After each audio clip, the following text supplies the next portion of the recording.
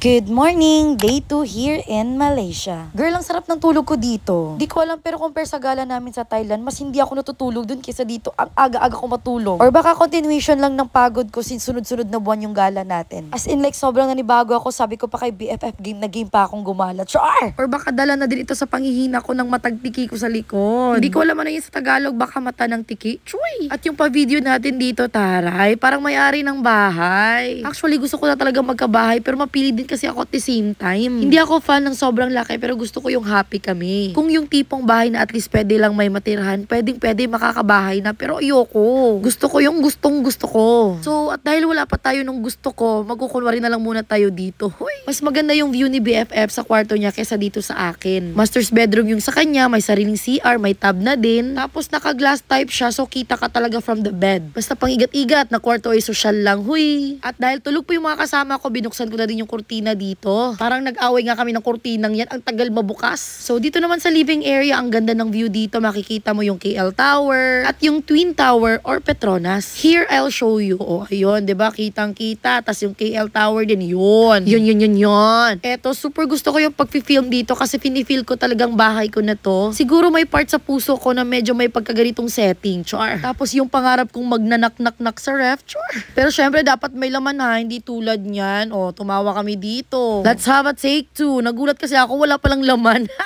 Yung pinamili lang kasi namin sa 7-Eleven kahapon is enough lang din para sa pang breakfast namin. Tapos eto na pagkain, first time kong tumikim yan. Gusto ni BFF matry ko yan. Actually, nakita ko na sa Jen Barangan ako makain yan eh. May way siya sa pagbukas pero sa sarili ko, hindi ko alam kung paano buksan. Basta ay kumain na ako diretso. Pagkagising ni BFF, nakita niya kung paano ko binuksan. BFF, hindi ito yung tamang pagbukas. Sabi ko, oo, nakalimutan ko ano yung way kasi nakita ko si Jen Barangan nga kumakain yan eh. Tapos hindi ako nasasarapan kaya buti na lang bumili din kami ng ganto. At yan na lang kinain ko. Tumatawa si Ma'am Krisha sa likod. Ngayon ko lang nakita. After nga naligo na ako dahil excited na akong sabunan ito ng Safeguard yung tumubo sa likod ng legs ko. Sobrang nakakairita dahil talagang sa gala pa. At dahil for this muna tayong hindi maligo so nagpunas na lang muna ako at gumamit ako nitong tinted sunscreen para protected ng face ko. Kasi girl, sobrang init dito.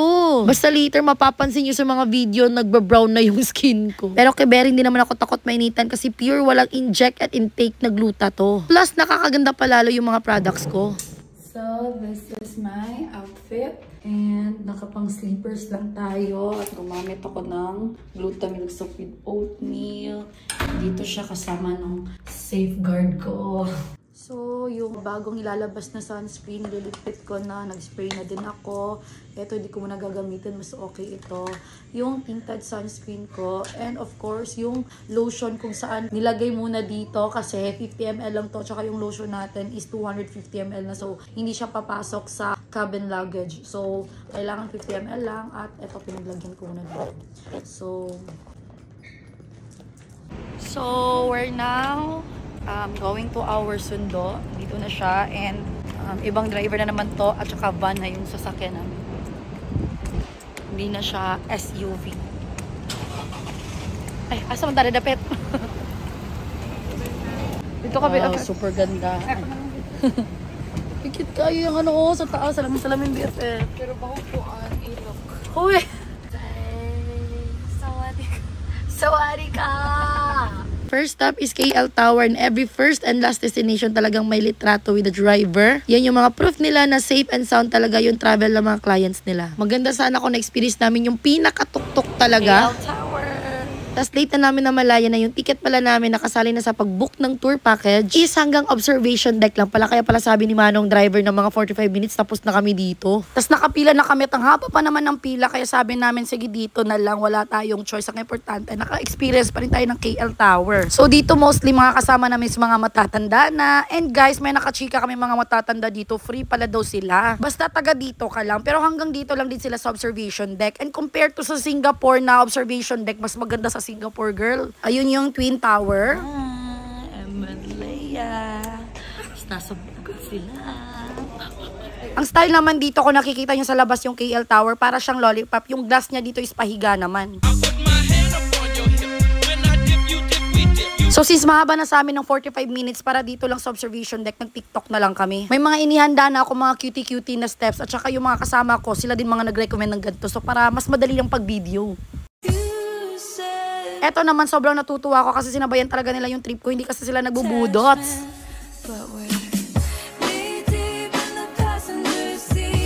Ha ha ha, gaya nga ng caption ko nung in-upload ko to, wala sa profession yung banding namin. Me as a brand owner ng cosmetics products, tapos si BFF naman ay dentista. God, guys, sa mga time na to, sobrang init talaga like sinasabi ko sa inyo. So nagpasundo na nga kami at half day tour lang tayo for today's video.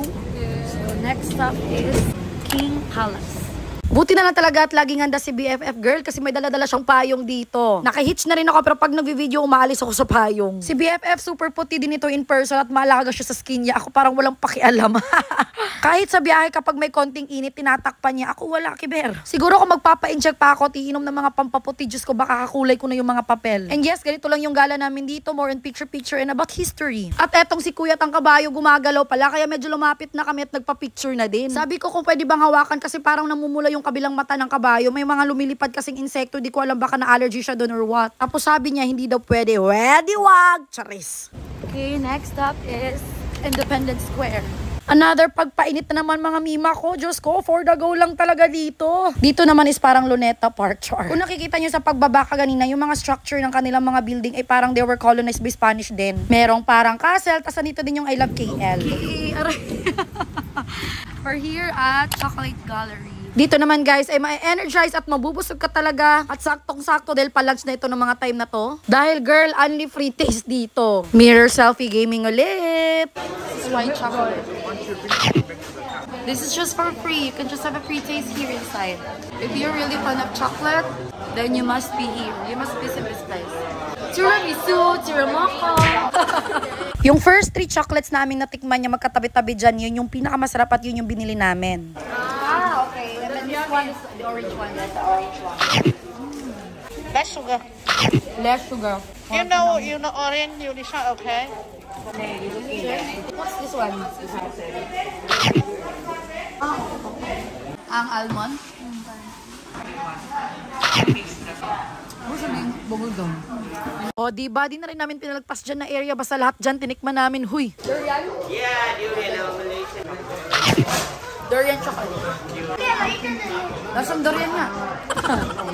So, ang ending si BFF lang bumili kasi pag-compute ko, 800 plus yung isa. Okay, we're here at KLCC. Thank you, sir.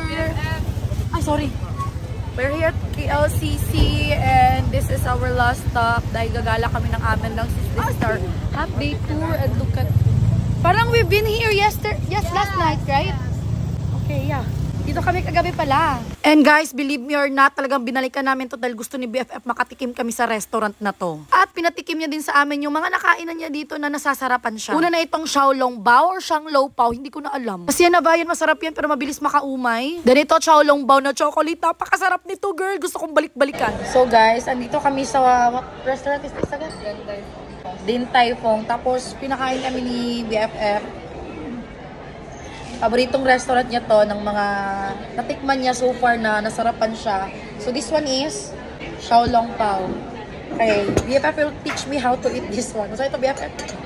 This one first. Oh my god, I don't know how to use chopsticks. Where's the other one? Ular. Ay, nahulog na. Okay na, di wala ni chopstick? Hindi kayo mo mabuslutan. Gusto na nakuha ni. Bash ka. Mabash ko. Ay, mas okay. Ay, my god, oh my god. There's sabaw inside, guys. And it's nasayang. Okay? Di ko na kailangan anuhan kasi meron na siyang... Eh, wala ko na sopsop. Wala ko na sopsop. Sabi mo ginabutang. Can you ask for another chocolate? Yeah. Okay. Meron pala siyang... Eto, ginawa na ako ng sauce ni BFF. Dapat yung magbaba sa akin yung marunong kumain nito ha. Pwede na ako lamuyo na lang diretso? Oo. Sila sa? Nauna na akong tulo ng kab. Alam. So next one is, what you call that BFF? Xiaolong Bao chocolate. How to use the chopstick. Okay. Sige. So, let's try this chocolate one. Wow! And then, let's dip it here. Ano lang? Oh, sige na gano'n. Init ha? Ulo lang. Ito ko sa iyo mo lamig. Kumain niya? Namo.